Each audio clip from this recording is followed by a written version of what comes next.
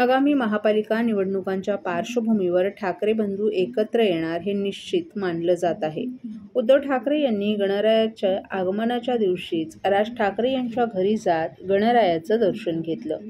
राज आणि उद्धव ठाकरेंची जवळीक वाढत असताना उपमुख्यमंत्री एकनाथ शिंदे यांची अडचण वाढण्याची शक्यता आहे. ठाकरे बंधूंची युती झाली तर त्याचा सर्वाधिक फटका एकनाथ शिंदेंच्या शिवसेनेला बसण्याची शक्यता आहे. मुंबईमधील त्यांची मराठी मतं त्यांच्यापासून दुरावण्याची शक्यता आहे. त्यातच शिंदेंचा बालेकिल्ला असलेल्या ठाणे जिल्ह्यात त्यांना घेरण्याचा प्लॅन राज ठाकरे यांनी केल्याची चर्चा आहे. राज ठाकरे हे 30 ऑगस्ट रोजी ठाण्याच्या दौऱ्यावर जाणार आहेत. ठाणे शहरातील CKP हॉल येथे ते मनसे कार्यकर्ते आणि पदाधिकाऱ्यांना मार्गदर्शन करतील. त्यामुळे ठाणे महापालिका निवडणुकीची रणनीती ते या मेळाव्यात निश्चित करण्याची शक्यता आहे. ठाकरे बंधूंची युती झाल्यास ज्या प्रकारे मुंबईत शिंदेंना फटका बसण्याची शक्यता आहे, तसंच ठाण्यात देखील शिंदेंची अडचण वाढण्याची शक्यता वर्तवली जात आहे. त्यामुळे या मेळाव्यात राज ठाकरे नेमका विजयाचा काय मंत्र देतात याची उत्सुकता मनसे पदाधिकाऱ्यांमध्ये लागून राहिली आहे. आगामी महापालिका निवडणुकीच्या दृष्टीनं राज ठाकरे हे ॲक्शन मूडवर असून सर्वप्रथम त्यांनी मनसे नेते पदाधिकारी यांचे नाशिकमधील इगतपुरी येथे शिबिर घेतलं. या शिबिराविषयी माध्यमांमध्ये काहीच बोलू नये अशा सूचना देखील त्यांनी पदाधिकाऱ्यांना दिल्या होत्या.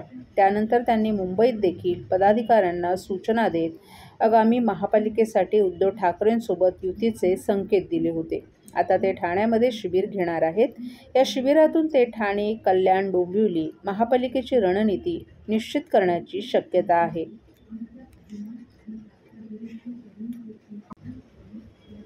श्री गणेशाची कृपादृष्टी सगळ्यांवर राहो. श्री गणेशाच्या कृपेने ठाणे महापालिकेची कीर्ती कायम वृद्धिंगत हो अशी प्रार्थना ठाणे महापालिकेचे आयुक्त सौरभ राव यांनी केली आहे.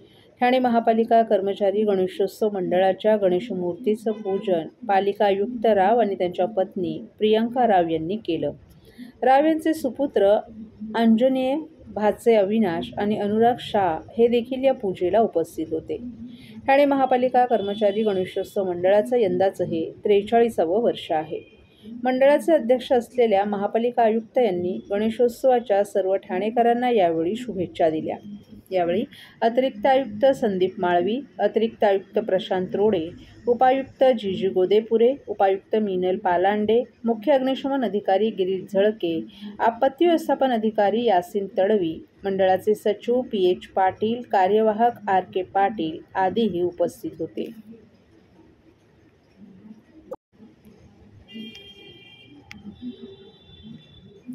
घोडबंदर महामार्गावरील सेवा रस्ते जोडणीचं काम जोपर्यंत पूर्ण होत नाही तोपर्यंत 31 डिसेंबरपर्यंत अवजड वाहनांना रात्री 12 वाजेपर्यंत बंदी घालण्यात यावी असे आदेश राज्याचे परिवहन मंत्री प्रताप सरनाईक यांनी दिले होते. मात्र घोडबंदर मार्गावर अवजड वाहनांना बंदी घालणं शक्य नसल्याचं वाहतूक विभागाच्या वतीनं स्पष्ट करण्यात आलं आहे. अवजड वाहनांना बंदी घालून या वाहनांना पर्यायी मार्ग नसल्याचं या विभागाचं म्हणणं आहे. तर भिवंडीमध्येही या वाहनांना विरोध होत असल्यानं परिवहन मंत्र्यांनी दिलेल्या आदेशाची अंमलबजावणी करणं अशक्य असल्याने दररोजच्या वाहतूक कोंडीतून ठाणेकरांची सुटका नाहीच या निमित्तानं समोर आले. घोडबंदर मार्गावरील प्रकल्पांचा आढावा घेण्यासाठी प्रताप सरनाईक यांनी ठाणे महापालिकेत नुकतीच एक महत्त्वाची बैठक आयोजित केली होती. या बैठकीला MMRDA, ठाणे महापालिका आणि वाहतूक विभागाचे अधिकारी देखील उपस्थित होते. ठाणे, मुंबई, नवी मुंबई, पालघर आणि गुजरात भागातील वाहतुकीसाठी घोडबंदर हा मार्ग महत्त्वाचा मानला जातो. या मार्गावरून अवजड वाहनांसह स्थानिक रहिवाशांच्या वाहनं याच मार्गावरून प्रवास करतात. या मार्गावर मुख्य आणि सेवा रस्ते जोडणी तसंच मेट्रो प्रकल्पाचं काम अशी एकाच वेळी कामं सुरू असल्यानं महामार्ग अरुंद झालाय. त्यामुळे या मार्गावर दररोज वाहतूक कोंडी होत आहे. त्यातच गायमुख रस्त्याची दुरावस्था आणि डोंगर भागातून वाहून येणारं पावसाचं पाणी यामुळे या कोंडीत भर पडते. या कोंडीमुळे नागरिक हैराण झाले असून ही कोंडी सोडवण्यासाठी परिवहन मंत्री प्रताप सरनाईक यांनी सेवा रस्ते जोडणीची कामं 31 डिसेंबरपर्यंत करून तोपर्यंत घोडबंदर मार्गावर सर्व अवजड वाहनांना बंदी घालण्यात आल्याचं आदेश सरनाईक यांनी दिले होते. तशा प्रकारेच परिपत्रक काढण्याचे निर्देशही त्यांनी वाहतूक उपायुक्त पंकज शिरसाट यांना दिले होते. सकाळच्या वेळेस घोडबंदरवर अवजड वाहनांना बंदी घातल्यानंतर आधीच वाहतूक कोंडीने त्रस्त असलेल्या भिवंडीमध्ये आणखीनच वाहतूक कोंडी वाढल्यानं याचाही विरोध करण्यात आलाय. तर दुसरीकडे भिवंडीत अवजड वाहनांना कायमस्वरूपी बंदी घालण्यात आली आहे. सर्व नागरिकांना आवाहन करण्यात येत आहे की सध्या डासांमार्फत पसरणाऱ्या डेंग्यू या आजाराचा प्रसार रोखण्यासाठी प्रत्येकाने पुढील प्रमाणे कार्यवाही करावी. डेंग्यू आजार एडिस इजिप्ती हा डास चावल्याने होतो. या डासांची पैदास साचलेल्या किंवा साचवलेल्या स्वच्छ पाण्यामध्ये होते. 8 दिवसांपेक्षा जास्त दिवस पाणी उघडे व साचून राहिल्यास त्यात डास अंडी घालतात. अंड्यांच्या अळ्या तयार होऊन पुढे डास तयार होतात. यासाठी आपल्या घरातील पाणी साठे उदाहरणार्थ बॅरल्स, पिंपे, टाक्या, हौद, रांजणे इत्यादी दर आठवड्याला रिकामे करून घासून पुसून कोरडे करून पुन्हा भरावे. 1 दिवस कोरडा दिवस म्हणून पाळावा. पाणी साठ्यांना घट्ट झाकणे बसवावीत किंवा जुनी साडी, चादर, धोतर यांनी बांधून झाकून ठेवावीत, म्हणजे डास त्यात जाऊन अंडी घालणार नाहीत. घराच्या गच्चीवर, आजूबाजूला, अंगणात कोठेही पाणी साचू देऊ नये. भंगार सामान उघड्यावर टाकू नये. उदाहरणार्थ टायर्स, प्लास्टिक सामान, कुंड्या, टाकाऊ वस्तू इत्यादी. अशा सामानात पावसाचे पाणी साठून त्यात डेंग्यूच्या डासांची पैदास होते. घरातील कूलर्स, फ्रीजच्या पाठीमागील ट्रे हे देखील वेळोवेळी कोरडे करावेत. लक्षात ठेवा, नुसत्या फवारणीने डास घनता कमी होत नाही, तर त्यासाठी डास पैदास ठिकाणे नष्ट करणे ही आपल्या सर्वांची जबाबदारी आहे. कोणताही ताप अंगावर न काढता जवळच्या शासकीय रुग्णालयात मोफत औषधोपचार घ्या. अशा प्रकारे नागरिकांनी सहकार्य केल्यास डेंग्यूचा प्रसार रोखणे सहज शक्य आहे.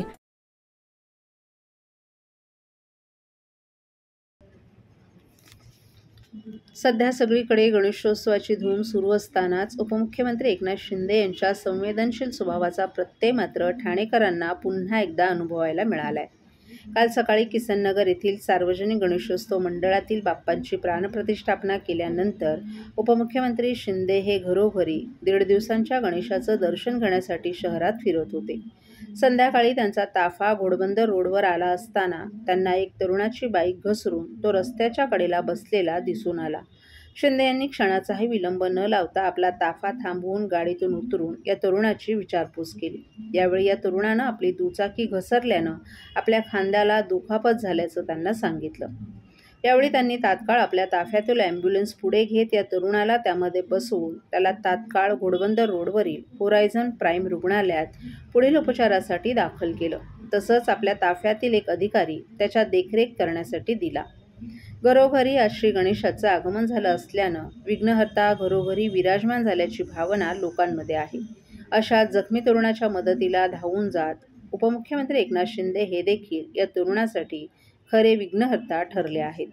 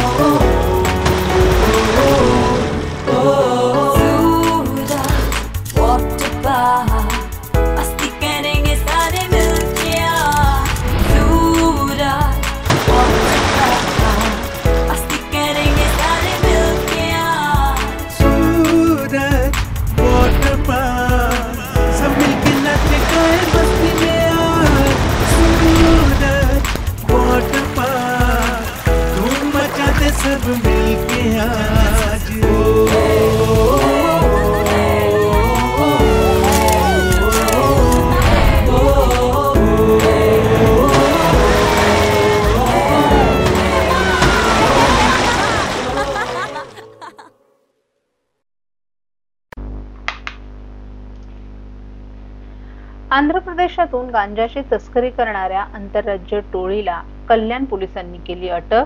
40 लाखांचा ऐवज जप्त.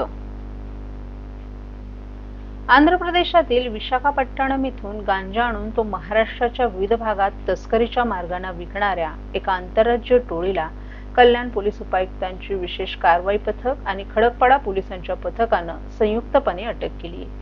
या टोळीत एकूण 13 जण आहेत. त्यांच्याकडून 28,75,000च्या गांजासह एकूण 70 लाखांच्या विविध प्रकारचा ऐवज पोलिसांनी जप्त केलाय.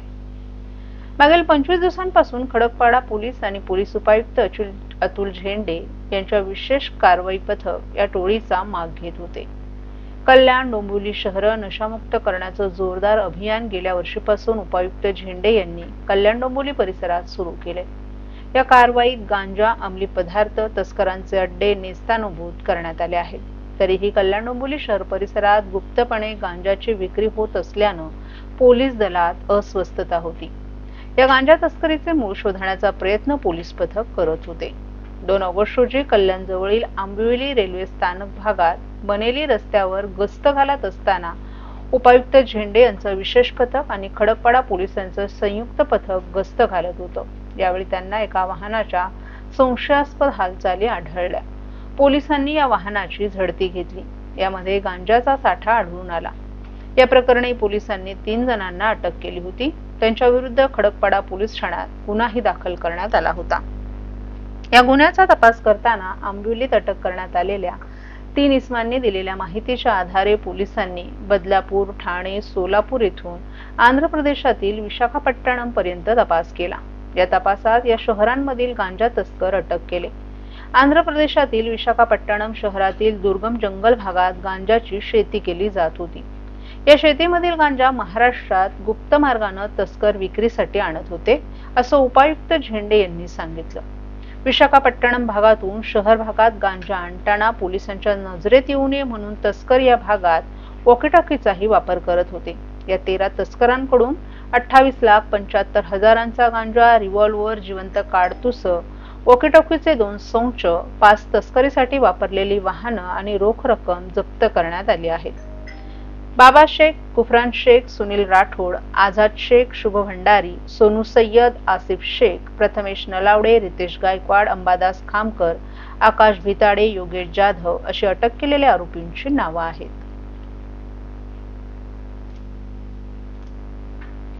Thane police commissioner Shri Ashutoshji Dumre sir, joint commissioner Dnyaneshwarji Chavan sir आणि यांच्या मार्गदर्शनाखाली ठाण्यामध्ये DCP झोन 3 अतुल झेंडे, त्यांचे सहकारी कल्याणजी घेटे, खडकपाडा पोलीस स्टेशनचे PI डॉक्टर वाघमोडे यांच्या अंतर्गत यांच्या टीमनी